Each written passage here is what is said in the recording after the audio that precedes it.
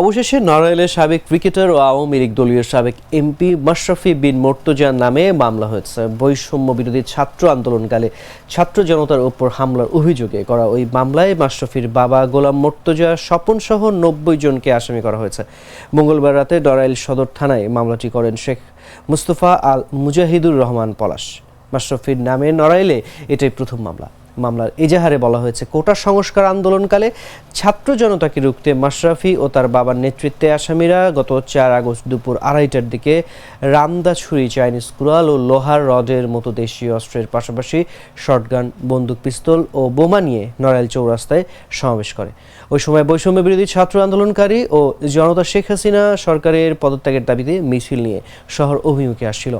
রাসেল সেতুর কাছাকাছি পৌঁছাতেই মাশরাফি ও তার বাবার নেতৃত্বে আসামিরা আন্দোলনকারী ছাত্র জনতার উপর হামলা চালায়।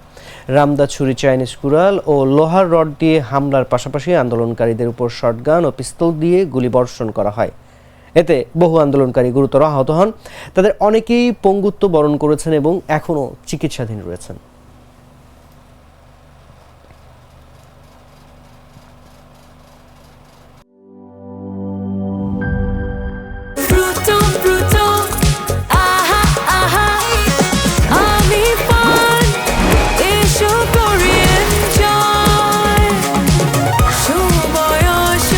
প্রাণ ফ্রুটো, সময় অসময় ফ্রুটোময়।